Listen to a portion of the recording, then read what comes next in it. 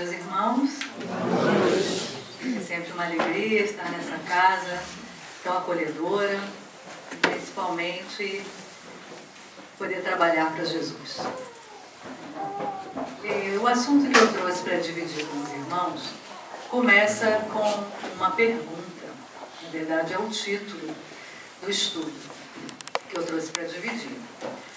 A que vens a casa espírita? Muitos frequentam os templos religiosos por diversas razões. E como nós aqui professamos uma doutrina, que é a doutrina espírita, onde não podemos mais repetir nossos comportamentos, nós não podemos mais frequentar os templos religiosos como outrora, em outras encarnações e até mesmo nesta. Muitos aqui podem até ainda professarem outros credos, pertencerem a outras denominações religiosas. Mas essa pergunta que eu faço cabe a todos nós, espíritas, protestantes, umbandistas, católicos, enfim. Porque precisamos evoluir. E a evolução só se faz com raciocínio. A nossa doutrina nos concita amar e instruir-nos. Espírita, amai-vos. Espíritas, instruí-vos. Porque exatamente nós precisamos desenvolver as nossas aptidões, os nossos sentimentos. E não vai ser repetindo rituais, padrões, comportamentos que nós vamos conseguir evoluir. Porque nós sabemos, ou pelo menos aqueles que já estudaram um pouco da doutrina, que nós fomos criados simples e ignorantes, como espíritos, como princípios inteligentes, que passamos pelos vários reinos. Quando chegamos à condição nominal, fomos assim criados, nos colocamos na primeira encarnação como homens, simples e ignorantes, para que nós, pelo nosso livre-arbítrio, pelas nossas escolhas, pelas nossas experiências, pudéssemos evoluir. Alguém pode dizer não para a evolução? Não. Então, quer nós acreditemos nessa teoria evolucionista, quer nós queiramos evoluir ou não, nós vamos evoluir. Porque paira sobre nós, pelo Pai que nos criou, um tropismo divino, ou seja, é uma atração irresistível para a evolução. Então isso quer dizer que nós temos que evoluir. Deus respeita a nossa vontade através do livre-arbítrio? Sim, até certo ponto. Então chega algum momento que nós, apesar de nos recusarmos a evoluir, chegou o momento de darmos o próximo passo. E se nós não entendemos que precisamos, o que acontece? O que acontece com um filho quando começa os primeiros passos? Quando ele está demorando muito a se ensaiar, a ficar em pé, nós começamos a nos preocupar, não é assim? Tem umas crianças que começam a dar os primeiros passos aos 9 meses. Tem outras que isso acontece com 1 ano e 2 meses. Então, dentro desse espaço que nós achamos que é natural, normal, nós respeitamos o livre-arbítrio, não é assim? Mas se chega a 1 ano e 4 meses, aquele bebezinho ainda não ensaia os passos para ficar de pé, nós começamos a incentivar, nós começamos a investigar se há alguma anomalia, não é assim? Assim é Deus conosco. Então, nós não podemos nos recusar a crescer.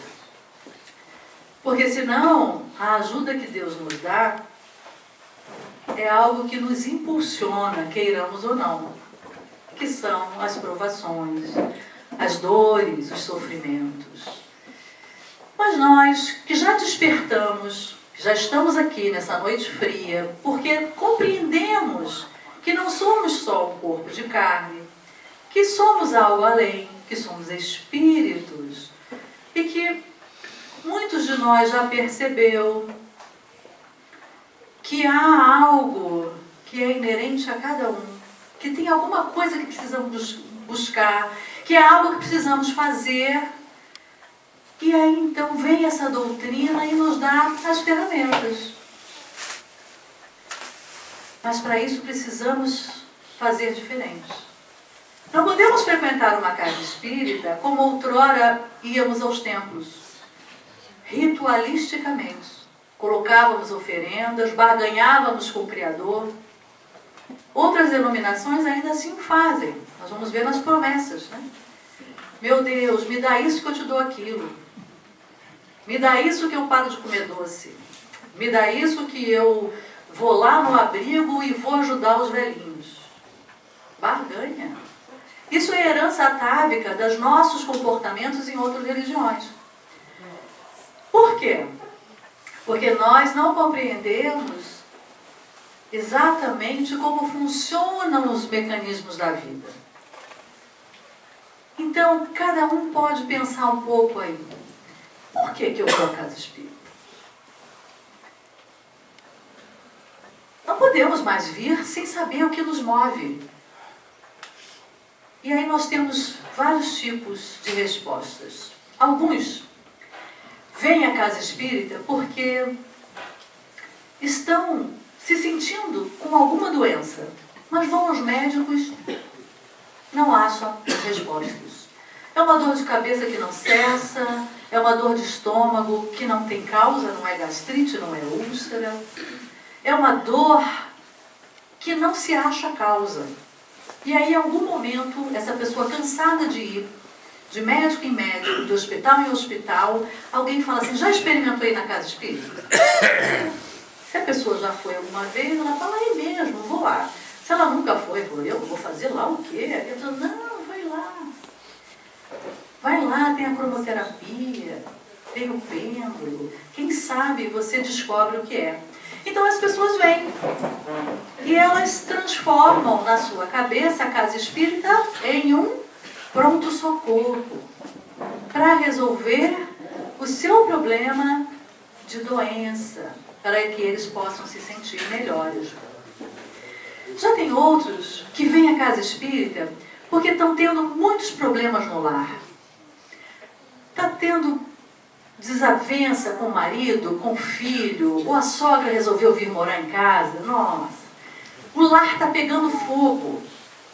E aí, tenta de tudo, não consegue, alguém fala. Vai lá na casa espírita. Quem sabe lá você recebe um conselho, ou então você acha algo, ou quem sabe bota o nome da sogra lá.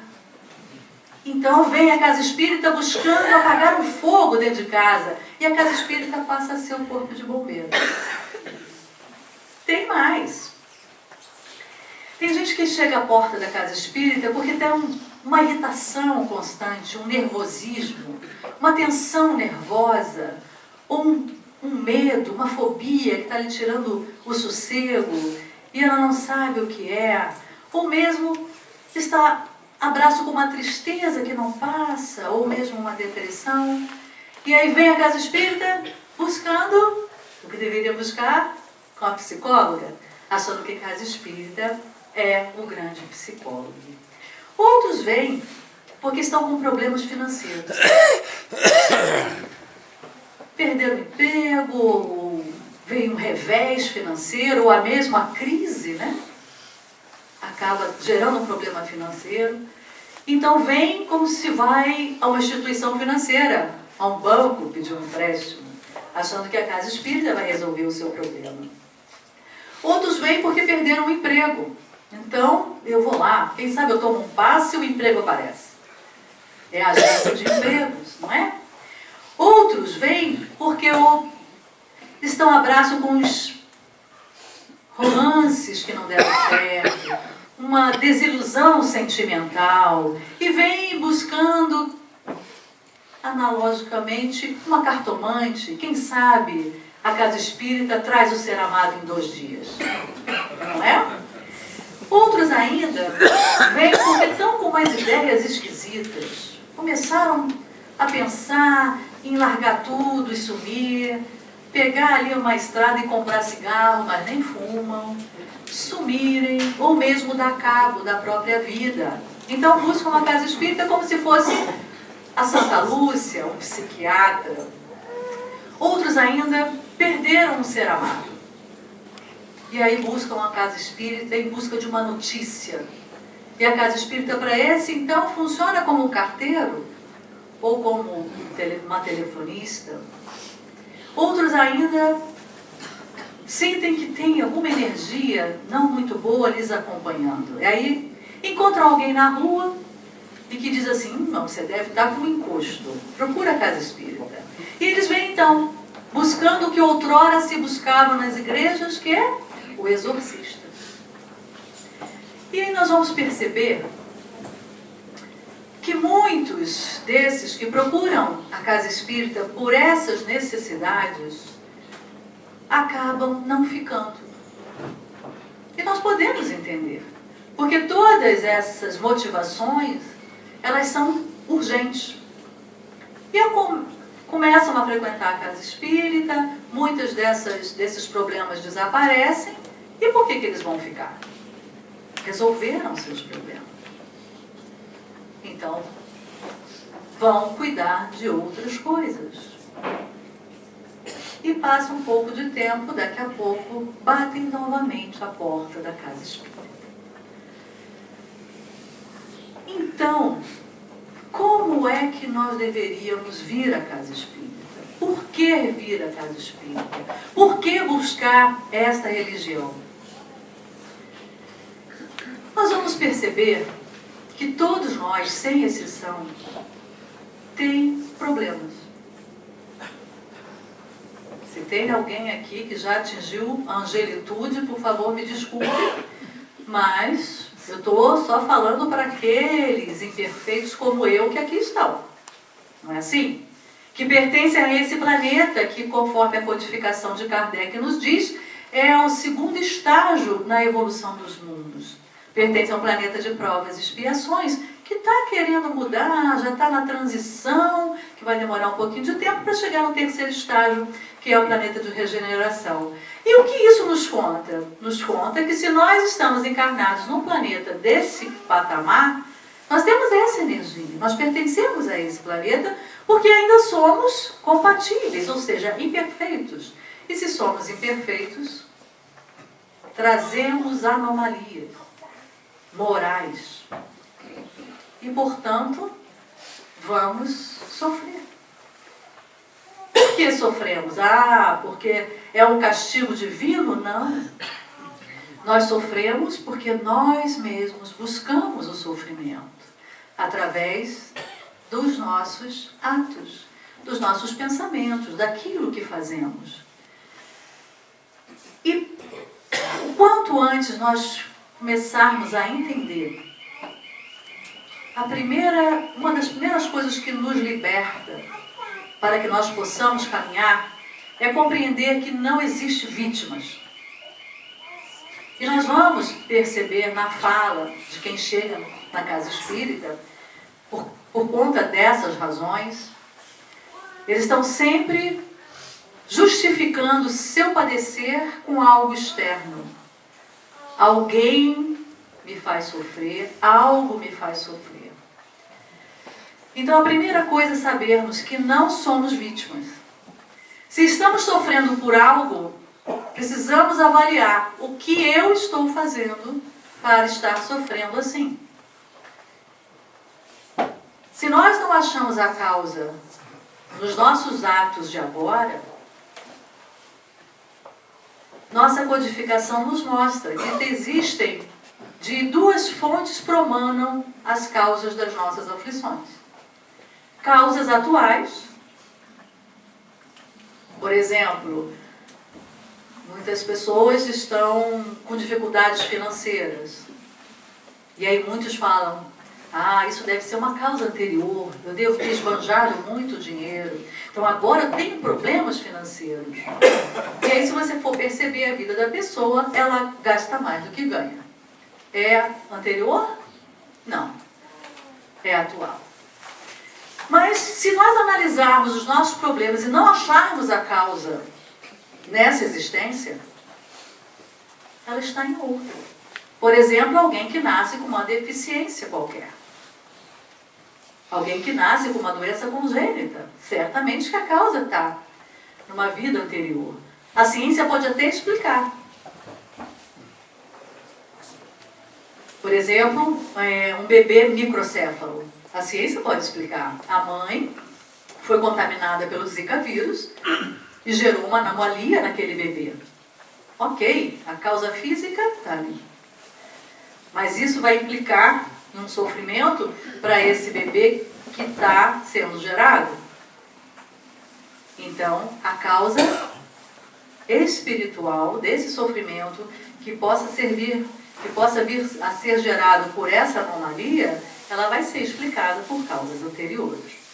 O que nós entendermos que nós não somos vítimas facilita a nossa vida. Facilita no sentido de nós pararmos de justificar aquilo que nos acontece, colocando a solução onde nós não estamos. Porque quando eu reclamo da minha vida e boto a causa no meu marido, na minha mulher, na minha mãe, na situação da crise do país, no meu vizinho, no meu chefe, eu fico tranquila, porque eu não posso fazer nada. Então eu fico aqui sofrendo de vítima. Quando eu percebo que eu tenho que olhar para o que me acontece, perceber o que eu posso fazer com a situação que me está acontecendo, eu começo a tomar a minha vida nas minhas mãos. Eu começo a ser de fato protagonista. Ah, eu nasci num lar muito pobre, não tive condições. Ok, e agora? Isso já foi lá atrás, e agora? Você está vivo, você é inteligente, você pode mudar o seu destino. Colocar a energia que você usa para se lamentar para trabalhar a seu favor. Então, isso é uma libertação. Libertação que dá trabalho? Sim, certamente. Muitos vão preferir ficar na ignorância e não saber dessas verdades, porque é sempre mais fácil nós colocarmos a culpa no externo. E aí nós vamos ver que os nossos destinos estão nas nossas mãos. Nós precisamos arregaçar as mangas e fazer diferente. Então, quando nós percebemos que o objetivo de uma casa espírita é acolher a todos certamente, com todas essas queixas que eu disse, mas que o objetivo primordial é esclarecer as consciências, nós começamos a olhar o mundo de outra forma. Quando nós começarmos a perceber que precisamos mudar a forma de olhar o mundo, e que isso sim vai fazer o mundo mudar, nós começamos a caminhar.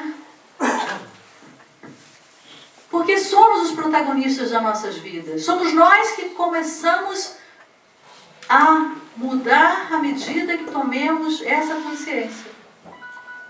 Eu não posso mudar ninguém, mas eu posso mudar a forma de me relacionar com esse alguém.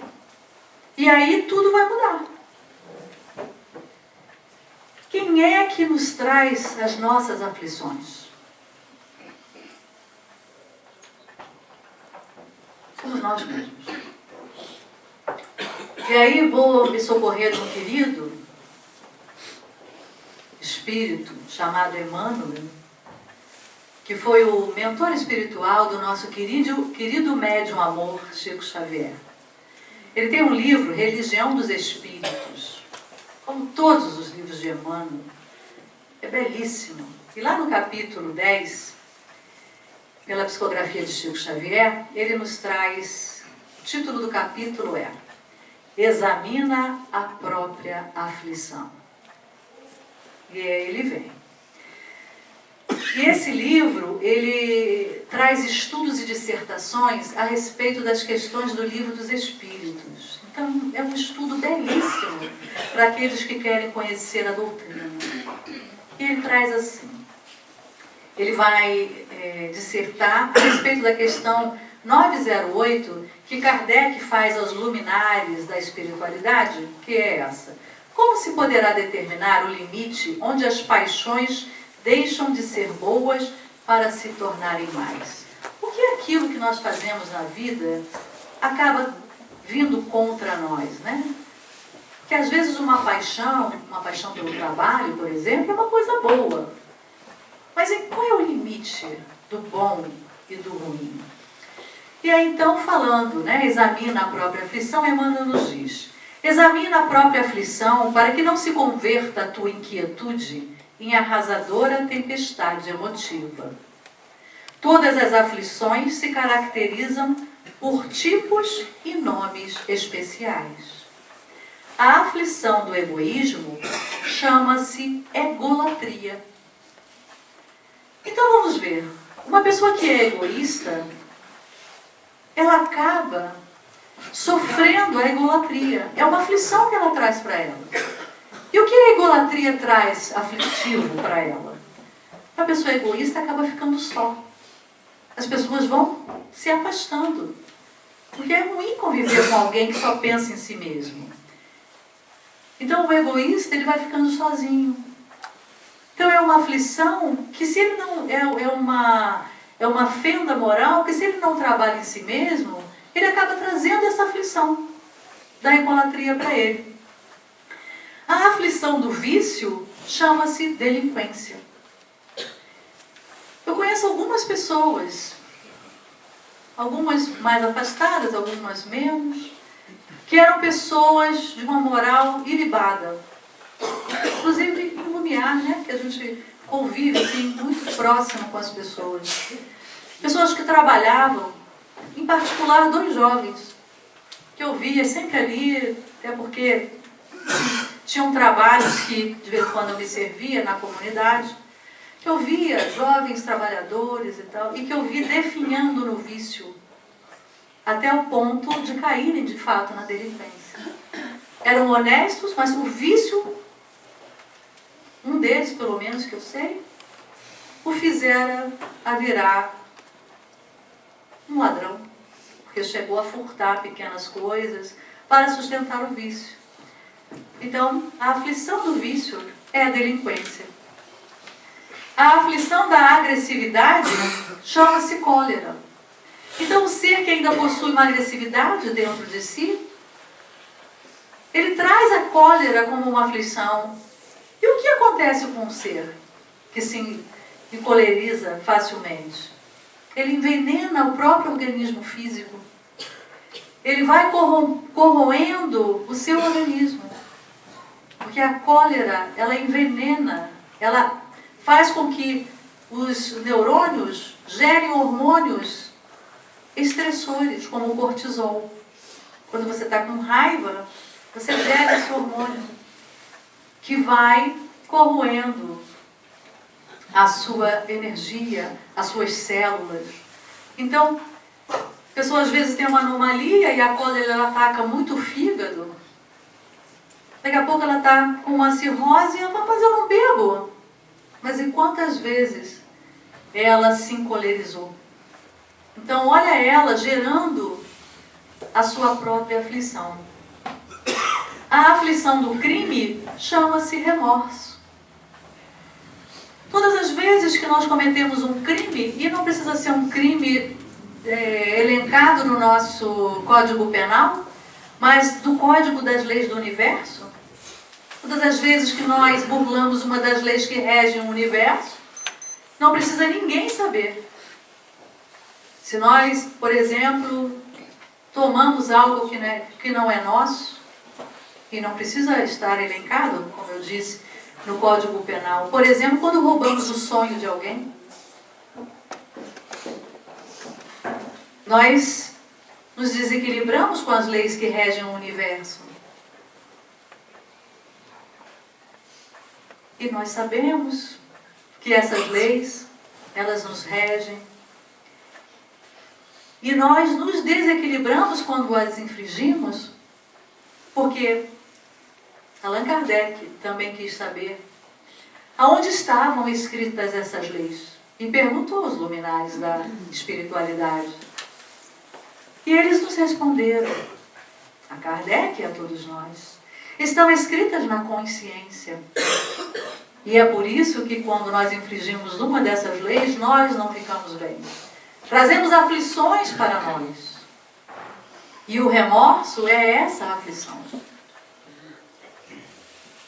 Porque ainda que inconscientemente, mas essa infração grita dentro de nós. A aflição do fanatismo chama-se intolerância. A aflição da fuga chama-se covardia. A aflição da inveja chama-se despeito. Nós vamos ver que Emmanuel traz aqui elencadas as causas das nossas aflições, onde todos nós, em menor ou maior grau, trazemos essas mazelas dentro de nós. A aflição da leviandade chama-se insensatez. A aflição da indisciplina chama-se desordem. Quando Emmanuel disse a Chico Xavier, quando indagado o que ele precisava para abraçar a mediunidade, lá no início da sua caminhada evolutiva como médium, Emmanuel disse para ele, disciplina, disciplina, disciplina. Porque sem disciplina, nós não avançamos. Então, aquele que é indisciplinado traz para si essa aflição da desordem. O indisciplinado, ele não cumpre horários. Então ele sai em cima da hora. Aí ele entra no trânsito e ele reclama que o trânsito está horrível. Mas ele que não saiu na hora certa. Ah, mas hoje o trânsito está pior. Quem dirige sabe que tem dias que o trânsito está pior. Se você tem disciplina, você já calcula com essa previsão. O indisciplinado, por exemplo, ele está atrasado para sair, não sabe onde está a chave do carro. Olha a aflição que ele traz para ele. Ele não sabe onde pôs um documento importante, aí ele perde um dia procurando. Aflição. Gerada pelo próprio ser. A aflição da brutalidade chama-se violência. A aflição da preguiça chama-se rebeldia. A aflição da vaidade chama-se loucura. A aflição do relaxamento chama-se evasiva. É aquela pessoa que você pede para ela fazer alguma coisa, ela está sempre dando uma evasiva. Ela está sempre escapulindo. A aflição da indiferença chama-se desânimo. A aflição da inutilidade chama-se queixa. A melhor coisa na vida é sermos úteis. Eu conheci uma senhorinha que foi minha vizinha lá no Rio, que ela tinha na casinha dela assim, eu ia muito lá tomar um cafezinho, dar um carinho. Gostava demais dela, já desencarnou, que ela receba o meu afeto, Dona Diva. E ela tinha, eu achava bonito, ela tinha uma plaquinha escrito: quem não quem não vive para servir, não serve para viver. E eu achava aquilo lindo. E ser útil é uma das coisas mais belas que tem na vida. Quando nós somos úteis, ainda que seja para ser usado por alguém com interesse, mas se somos nós que somos úteis, isso já nos traz uma energia que nos enaltece, que nos faz ficar mais fortes. Porque o homem mais perfeito, o modelo e guia que Deus nos deu para seguir, Jesus, já nos disse: quem é o mais importante? Aquele que mais serve. E ele, para demonstrar isso aos seus discípulos, quando eles estavam numa discussão de saber quem era o mais importante junto ao Mestre, ele tomou da toalha, amarrou na cintura e foi lavar os pés deles, mostrando que o maior dentre eles seria aquele que mais servisse, demonstrando o poder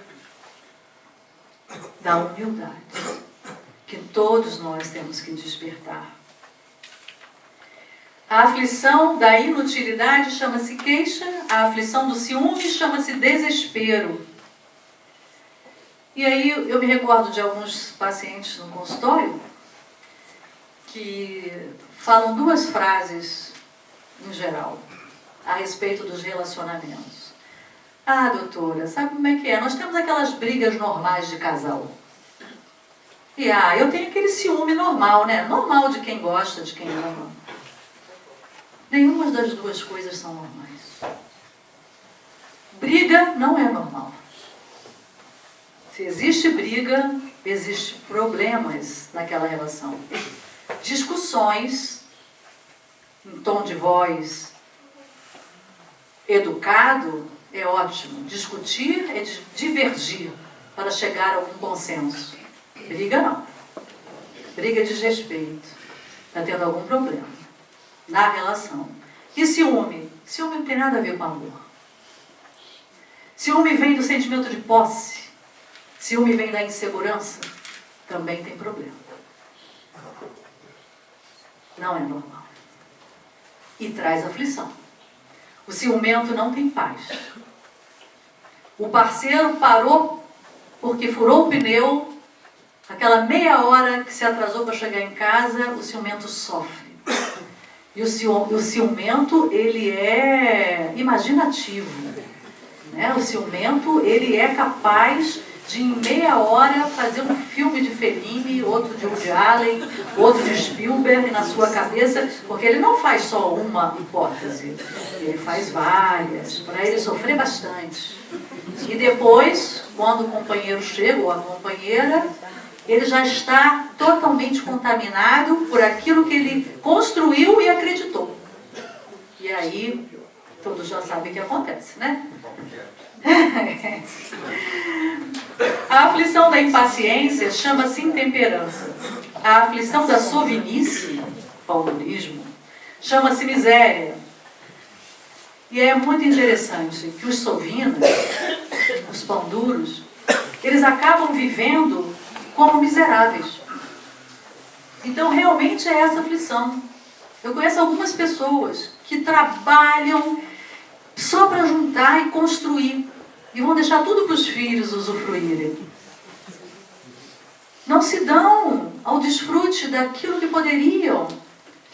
Aí, se você conversa, não, mas eu não gosto de viajar. Mas não gosto de nada, porque não viaja, não tem um conforto melhor, nada. Vivem como miseráveis fossem.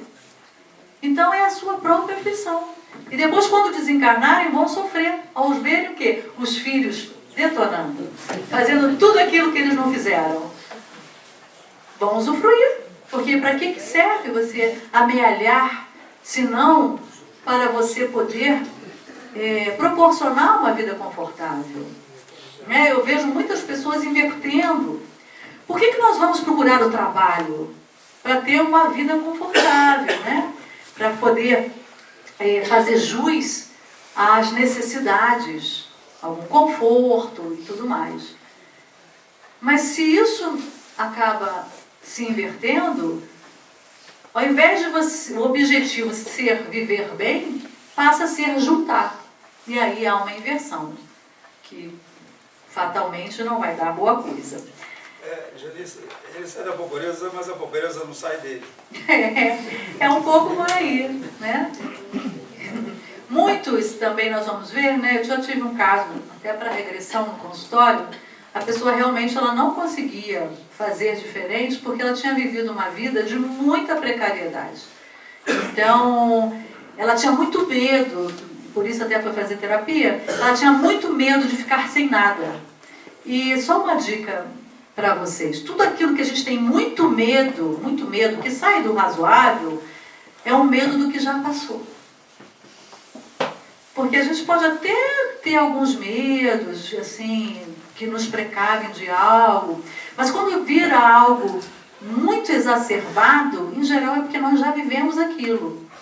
Então precisamos trabalhar isso, para não ficarmos presos nesse passado. Já passou.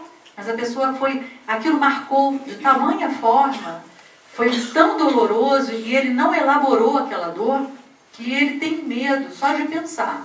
Então tem que ser tratado. A aflição da injustiça chama-se crueldade. E cada criatura tem a aflição que lhe é própria. Então nós podemos ver que nós precisamos nos indagar, perceber o que nós estamos buscando, perceber essa oportunidade bendita que é estar numa casa espírita. Cada um de vocês tem uma demanda, vem aqui por um motivo. E todos esses motivos são válidos. Todos esses que eu elenquei aqui são válidos. Porque nos fazem nos movimentar em direção a algo que vai nos libertar. Então, seja pelo motivo que for que os irmãos estejam aqui, ele é válido. E a casa espírita acolhe cada coração que aqui vem. Pois não podia ser diferente. É dessa forma que as casas espíritas têm que atuar. Acolhendo cada coração que aqui vem. Mas cada um de nós precisa saber que movimento é esse que está fazendo. Muitos de nós aqui estão e têm aflições reais, físicas, emocionais, problemas familiares. E muitas vezes até dentro do seu pedido, da sua prece, da sua rogatória, acha que Deus não está ouvindo. Mas está. Todos nós vamos ser atendidos. Talvez não da forma como nós queremos. E aí, tomando da psicografia de Chico, mais uma vez, né? Nossa, quanta contribuição esse querido nos deu. Tem uma autora chamada Alta de Souza, uma poetisa. E no primeiro livro do Chico Xavier psicografado, chamado Parnaso de Além-Túmulo, ela traz uma rogativa muito linda, que eu vou ler para os irmãos, porque cala fundo a todos nós, porque todos nós temos algo a pedir a Deus. Temos um pedido, temos uma necessidade, e todas são válidas. Mas nós precisamos compreender a forma como Deus se manifesta. Então prestem atenção o que essa querida nos traz. Meu irmão, tuas preces mais singelas são ouvidas no espaço ilimitado, mas sei que às vezes choras, consternado ao silêncio da força que interpelas. Volve ao teu templo interno abandonado, a mais alta de todas as capelas, e as respostas mais lúcidas e belas hão de trazer-te alegre e deslumbrado. Ouve o teu coração em cada prece. Deus responde em ti mesmo e te esclarece com a força eterna da consolação. Compreenderás a dor que te domina sob a linguagem pura e peregrina da voz de Deus em luz de redenção. Esse templo onde Deus habita está dentro de nós. Precisamos retornar à casa do Pai. Nós estamos muito voltados para fora. Perdemos o hábito de ficar em silêncio, de contemplar. Eu vejo hoje que as pessoas não conseguem mais ficar sem fazer nada. Elas precisam postar no Facebook. As crianças indagam os pais: mas como assim? Nós não vamos sair hoje? Nós não vamos fazer nada? E alguns pais não permitem que seus filhos façam nada.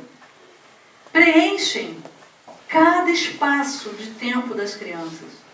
Aula disso, aula daquilo. Ou então tem que passear, tem que sair. Eu vejo a aflição, às vezes, dos meus pacientes. Como não vamos viajar nas férias? vira uma aflição. Porque, como Joana de Ângelo nos fala, nós estamos na posse mesmista. Nós estamos vivendo numa sociedade que busca o mesmismo. Ou seja, todos têm que fazer a mesma coisa.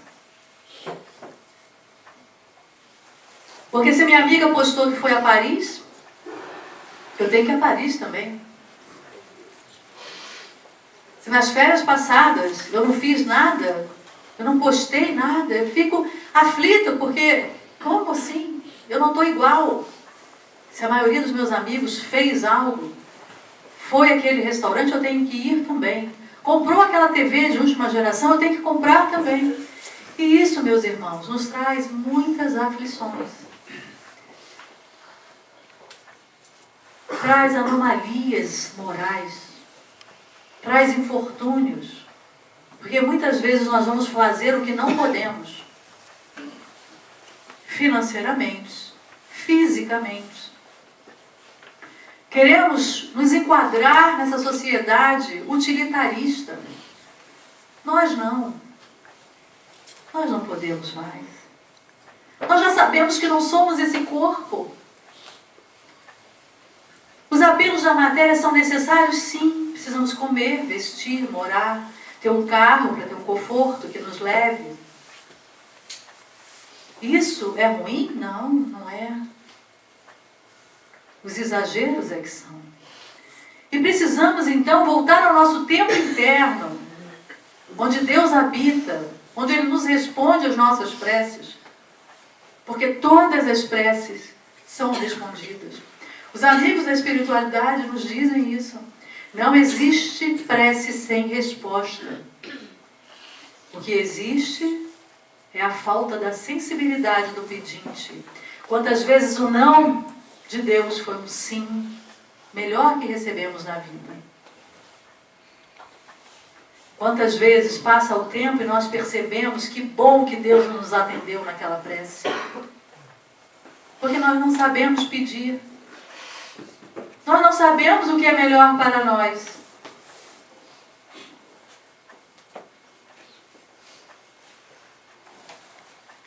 Certa feita, Chico Xavier foi chamado para ir à casa de uma senhora. Porque ela estava desesperada. Seu filho não enxergava, não falava e não tinha os 2 braços. E aí ele estava acometido de uma enfermidade. E os médicos estavam cogitando cortar suas 2 pernas. E ela entrou em desespero. Como assim? Onde está a misericórdia do Pai, que não atende às minhas rogativas e ainda vai tirar as 2 pernas do meu filho, que já não tem os 2 membros superiores? Não enxerga, não fala. E ela naquele desespero, Chico vai à sua casa, olha para aquele rapazinho deitado, para aquela mãezinha, e Emmanuel, então ele fala, Chico, avisa essa mãezinha, que nas últimas 10 encarnações, o filho dela se suicidou. E ele rogou ao Pai que nesta encarnação lhe tirasse todas as oportunidades de suicidar-se novamente. Só que a aprovação é muito dura. E ele traz, fixado em sua mente, em seu psiquismo, essa ideia do suicídio 10 vezes. Então, ele já está pensando em se suicidar novamente. Em algum momento, ele sabe que tem um rio atrás da casa, ele está pensando em ir até lá e se jogar. Então, a espiritualidade está atendendo a sua rogativa de espírito imortal. Não dessa personalidade que está aí, mas do espírito que rogou ao Pai que eles tirassem qualquer possibilidade de perder mais uma encarnação. Ele precisava de pelo menos uma encarnação sem se suicidar-se, para que seu psiquismo se dissolvesse, esse miasma dessa vontade que era inerente às suas últimas encarnações. Então vejam, meus irmãos, como a prece estava sendo atendida, a dele e a da mãezinha. Porque a mãezinha, quando rogava a Deus, rogava o melhor para o filho. Só que a nossa ignorância não percebe que muitas vezes o corte das pernas, a perda do emprego, a perda de um ente querido, vai nos possibilitar outras oportunidades de crescimento, de refazimento de ideias. Quantas pessoas perdem seus empregos e depois vão empreender sozinhos e fazem um empreendimento de sucesso? Todos nós temos vários exemplos disso. Por quê? Porque nós não sabemos pedir. Quando buscamos uma casa espírita, muitas vezes a nossa necessidade é imediata. E ela é válida. Qualquer que seja a nossa motivação de estar aqui, ela é válida. Nós precisamos compreender que se estamos com algum irmão nos dando influências negativas, por exemplo, uma obsessão, e aqui viemos na busca de afastarmos essa influência, é válido? É válido. Mas vamos lembrar de Divaldo Franco, certa vez, procurado por uma senhora, ele fala: seu Divaldo, eu estou com um obsessor, eu sinto, eu chego a vê-lo, por favor, dá um jeito de afastar ele de mim. Ele vira para ela e fala: senhora, afaste-se você dele. É isso que precisamos fazer. E como é que nós nos afastamos dos nossos obsessores? Mudando a sintonia. Porque, por exemplo, nós só temos obsessores porque temos débito com alguns irmãos. Porque se hoje já não somos aquilo que gostaríamos, estamos aquém, imagine outrora, em outras encarnações, onde éramos mais ignorantes. Nós erramos mais, certamente. Fizemos sofrer alguns seres que, porque têm a mesma evolução que nós, não nos perdoaram. E aí nos localizam em outros corpos e vêm se vingar. Porque na sua ignorância eles acham que têm esse direito. E como nós infringimos uma lei cósmica, uma lei universal, uma lei de Deus, nós temos sentimento de culpa. E é isso que faz a obsessão. Culpa, vingança. É a lei de Talião. Esse irmão que cobra, que se torna um obsessor, ele tem as suas razões. E nós só o atraímos porque temos culpa. Então qual é a forma de nós nos desvincularmos? Procurar a casa espírita, passar pela reunião de desobsessão? Bacana. Mas, queridos, tenho que dizer, se não mudarmos os nossos pensamentos e atitudes, vamos atraí-lo novamente. Desculpa se alguém estava iludido. Quando eu era muito nova uma vez, eu fui com um amigo que queria ir numa casa, eu acho que era candomblé, eu não me lembro, porque disseram que ele tinha um encosto. E aí eu fiquei apavorada, porque puseram ele assim no meio, botaram pólvora em volta e acenderam. Eu falei, tomei um susto e falei, agora tá tudo bom. Eu já era espírita, eu comecei a rir depois com ele. Ele, agora eu falei, vamos lá na casa. Não, por quê? Queria resolver rápido, não é assim? Não é muito mais fácil? Estou com um obsessor, dou um choque de pólvora, faço um barulho lá, ele vai embora. Olha que beleza. E eu continuo. Ele está vinculado a mim porque não me perdoou. E ele está lá. Aí alguém me faz alguma coisa e eu não perdoo. Aí ele fala lá, fulano pisou no pé dela, ela está com raiva e não perdoou. Ela me matou na outra vida, quer que eu perdoe? Não vou perdoar nada, vou cobrar. Aí ele é atraído na reunião de obsessão, meu irmão, perdoa. Olha só, Jesus nos concita o perdão. Perdoe para o seu próprio bem. Você está vinculado a alguém por ódio, segue o teu caminho, né? A gente, na reunião de doutrinação, olha o que você está fazendo a você mesmo. Ao invés de estar ligado a alguém que você ama, você está ligado a alguém que você não ama. Porque o ódio é assim, né? Ele enceguece. A pessoa, em vez de seguir aqueles a quem ama e que o ama, não consegue nem perceber. Às vezes uma mãezinha querendo ali ajudar e não percebe. Então o ódio enceguece. Então aí ele fala, tá bom, então vou. E segue. E aí aquele sai dali, não perdoa, continua fazendo bobagem, continua vibrando na mesma negatividade. Se não atrair ele de volta, atrai outro, que tem a mesma sintonia. Então quando o Divaldo fala para essa senhora, afaste-se você dele, é isso, meus irmãos. Quando nós mudamos a nossa vibração, a gente muda de faixa. Então, não sintonizamos mais com aquelas faixas negativas que nós éramos antes. É como o alcoólatra. Alguém pode deixar de ser alcoólatra frequentando os mesmos bares? Não. Ele tem que mudar a faixa. Procurar companhias que não bebam. Não é assim? É a mesma coisa. Quando nós não gostamos mais do anedotário vulgar, a gente, às vezes, tem que mudar de amigo. A gente tinha amigos que só falavam piadas chulas, que bebiam, que gostavam de funk proibidão. E nós começamos a evoluir moralmente e aquilo já nos incomoda. O que nós fazemos? Não frequentamos mais esses lugares. Quebramos a sintonia. Agora, se eu frequentar, o que vai acontecer?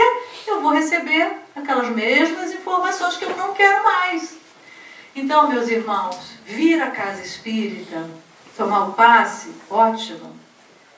A gente sai daqui se sentindo bem. Mas como é que eu vou levar tudo isso que eu sinto aqui lá para fora? Para o meu dia a dia? É mudando a vibração. De que forma? Vigiando e orando. Conhecendo-se. Quem eu sou? Eu ainda sou egoísta? Muita coisa. Então eu vou melhorar, vou procurar melhorar o meu egoísmo. Eu ainda sou vaidoso? Ai, sou. Vou melhorar. Eu ainda sou mesquinho? Sou avarento?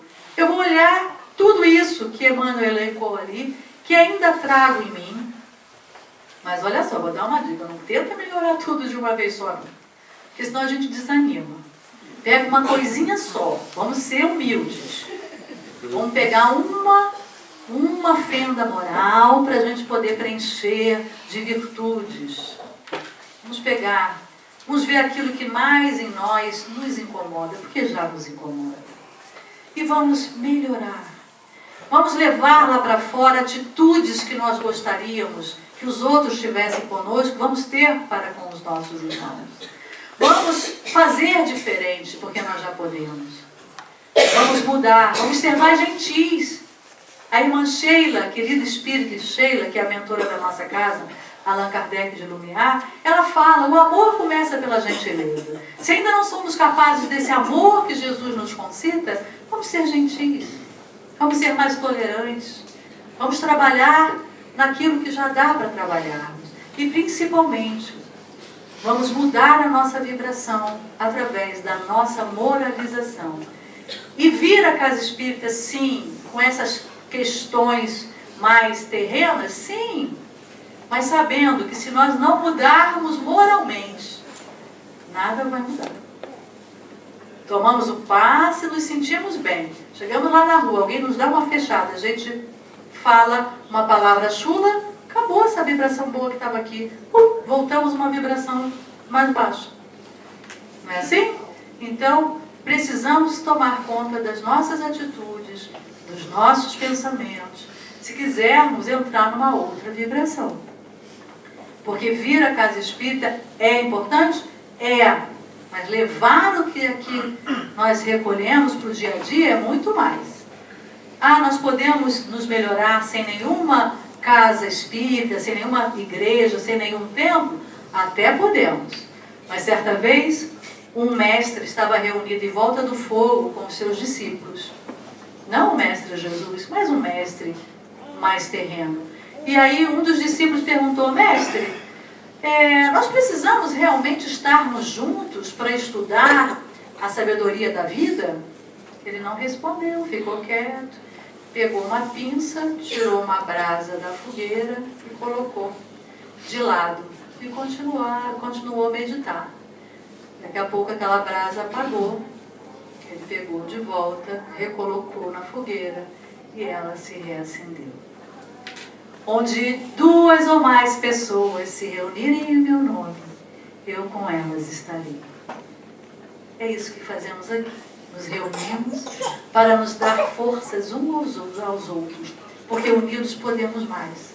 Então é aqui que nós reabastecemos de forças e energias para colocarmos em prática esse amor em movimento, que é o que a doutrina espírita traz a todos nós, porque a doutrina espírita nada mais é do que o cristianismo.